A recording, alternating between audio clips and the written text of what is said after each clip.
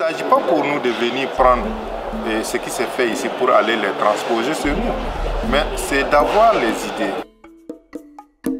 Ça, le partenariat gagnant-gagnant, en fait, ça ne doit pas être à son sommet. Aujourd'hui, on est vraiment dans un partenariat d'échange où on s'aperçoit qu'on a autant, et même plus, à recevoir des pays du Sud qu'à leur apporter. Moi, c'est Alimata Sade. Voilà. Je suis transformatrice. J'ai commencé, il faut dire que j'ai commencé la transformation au niveau du ministère des Ressources animales depuis les années 94. Et j'ai fait 3 ans et à l'issue de ça, j'ai ouvert ma petite laiterie et jusque-là, je continue la transformation. Ça traite combien de litres de lait par jour? À l'heure actuelle, je transforme 50 litres jour. Qui proviennent de combien d'exploitations? Qui proviennent de 2 producteurs. 2 producteurs, qui ont chacun combien de vaches laitières? Bon, il faut dire que chacun peut atteindre 40 vaches. Dans ma mini-laiterie, j'ai 5 femmes qui travaillent avec moi. 5 femmes. Et les 2 exploitations, c'est combien de personnes qui vivent sur ces exploitations? Les 2 exploitations, ça vaut quand même 30. Voilà. Nous sommes partenaires de Avdi Auvergne depuis 2013. Nous avons développé ce partenariat jusqu'à aujourd'hui et nous avons vu dans les axes de ce partenariat-là, et il y a des échanges. Il y a des échanges. Les échanges consistent à ce que les membres d'Avdi viennent au Burkina apprendre ce que nous faisons et que nous aussi, nos membres viennent en France pour voir ce que c'est fait en Auvergne. On a développé donc des projets pour introduire le lait local dans les cantines scolaires. Il ne s'agit pas pour nous de venir prendre ce qui s'est fait ici pour aller les transposer sur nous, mais c'est d'avoir les idées. On pilote ou on réoriente notre propre politique agricole ici dans notre pays, en tenant compte de ce qui se passe aussi dans les pays extérieurs. On va constater que le consommer local, c'est de la production locale, donc de l'activité pour les paysans, pour les agriculteurs, mais aussi de la transformation locale qui apporte de la valeur ajoutée sur les territoires. Partout, c'est le message consommant local. Et aujourd'hui, ce salon, ce sommet là où on est, c'est un peu ça qu'on est en train de présenter. Je suis de la chambre d'agriculture de Rabat, de la région de Rabat-Salé-Kénitra. Donc en vous écoutant, j'ai l'impression d'écouter les mêmes problématiques au Maroc. Donc on souffre exactement de la même chose. Donc on a des producteurs qui sont en train de vraiment de laisser la production laitière pour se diriger vers une production de viande. Donc, et dire que c'est même pas la peine de continuer, car comme si vous suivez un petit peu l'actualité au Maroc, il y a eu un grand boycott de Danone. Le lait est en poudre récent et réingressé maintenant par de l'huile de palme et vendu sur nos marchés à nous. Donc vous voyez, ce lait-là coûte 50% ou 30% moins cher que le lait local. Problème avec la concurrence donc des produits qui arrivent de chez nous, qui viennent soit à travers des multinationales, soit à travers peut-être aussi des coopératives laitières qui existent ici, je pense les 2, qui produisent la poudre de lait et qu'il faut dégager à bas prix. Afin qu'il y ait un contrôle par eux-mêmes, parce qu'il ne faut pas que n'importe qui aussi puisse produire et inonder le marché, il faut qu'ils puissent le faire pour que nous puissions en fait l'amener ce lait dans les cantines scolaires, parce qu'il s'agit d'enfants. Il s'agit d'enfants, il ne faut pas leur donner du n'importe quoi. Et comme nous avons le système de transport qui est très compliqué, cela nous amène effectivement à encourager les productions dans les régions, comme ils le font, pour que le lait puisse aller très rapidement dans les écoles, une fois que nous aurons atteint le maximum. Et si nous ne proposons rien à nos compatriotes, on a beau chanter, consommons nigérien ou consommons burkinabé, personne ne consommera bien parce qu'on n'a rien proposé. On sait très bien qu'avec un certain nombre d'inconvénients qui sont liés à l'altitude, au climat, des exploitations plutôt familiales, on aurait du mal à résister. Donc c'était de créer de la valeur. Et donc c'est pour ça qu'on a créé cette marque, pour dire voilà, on fera toujours producteur de lait, mais on créera de la valeur avec une marque montagne qui génère au niveau du consommateur plutôt une bienveillance, parce que ça génère tout de suite la montagne, c'est plutôt naturel.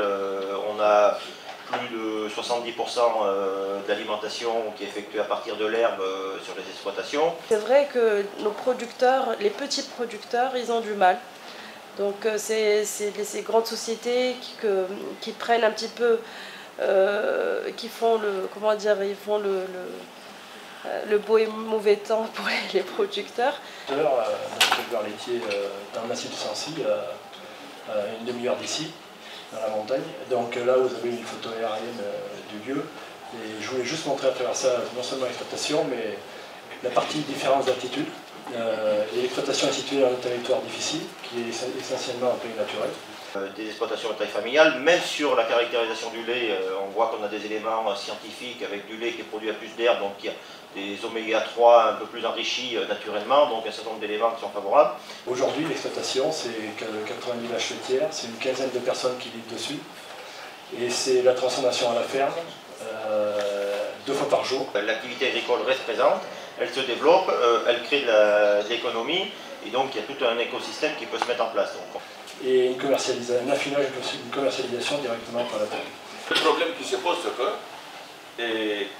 au-delà de la concurrence de tout ce qu'on importe comme lait, hier je vous disais que par an, au Niger, paradoxalement, on importe plus de près de 25 milliards de francs CFA de produits laitiers, alors qu'à côté, on est même, souvent, on déverse le surplus de production locale, comme ça, dans la nature.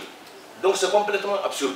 J'aimerais savoir s'il y a des systèmes qui existeraient de solidarité entre les producteurs d'ici et les producteurs d'ailleurs, d'Afrique, pour limiter l'impact de ces multinationales. Et que font les États pour protéger leurs agriculteurs, pour leur permettre de se développer par rapport à cette importation plus ou moins massive de lait en poudre. On veut consommer local parce que c'est un slogan, c'est très bien de le dire, effectivement, on essaie de sensibiliser toute notre opinion ici. Mais il faudrait qu'on présente aussi à cette opinion et à ces consommateurs locaux des produits véritablement qui répondent aux normes. Parce que notre maillon faible, justement, c'est la présentation de ces produits. Le Maroc, il a eu la régionalisation avancée, donc on a eu des régions qui sont plus grandes, comme un petit peu ce qui s'est passé en France. Malheureusement, on n'a pas cette notion de valorisation du produit local. On essaye de développer comme on peut, mais c'est vraiment, ça reste des expériences qui sont un petit peu miniatures, pour dire qu'il faut consommer local, il faut aider nos agriculteurs. C'est vrai, l'expérience que vous avez fait, et c'est un modèle que j'ai vu ici même en France, c'est pour les cantines de consommer local, le produit régional, et inciter les enfants en parlant il faut chercher un petit peu le logo de la région, et ça aussi c'est une culture qu'on doit, nous aussi en Afrique, apprendre ça.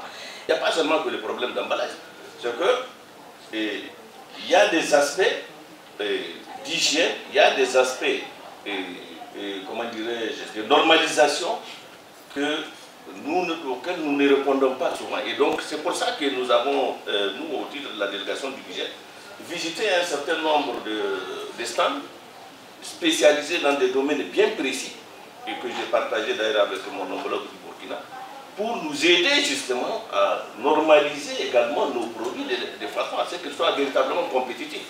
Bon, en Europe, on voit de plus en plus dans les supermarchés, etc., de la vente en vrac pour beaucoup de produits. Bon, bien sûr, sur les marchés africains, la vente en vrac, c'est la règle générale. Mais ma question, c'est est-ce que dans les grandes agglomérations urbaines en Afrique, il y a maintenant beaucoup de supermarchés, etc., est-ce que la vente en vrac se développe et se développe aussi un petit peu, ce qui permettrait peut-être d'accélérer le mouvement? Il faut dire une chose, le lait en poudre importé dans le cadre des accords de partenariat économique est taxé à 5% en vrac. Ce que font les multinationales, c'est de trouver des partenaires locaux chez nous et de trouver des usines de reconditionnement. Donc à travers ces usines de reconditionnement, le lait est envoyé en vrac, mais reconditionné dans des petits sachets et dans des petits conditionnements pour être mis sur le marché. Parce que si ces petits conditionnements traversaient la frontière, ça veut dire qu'ils auraient été taxés à 35%.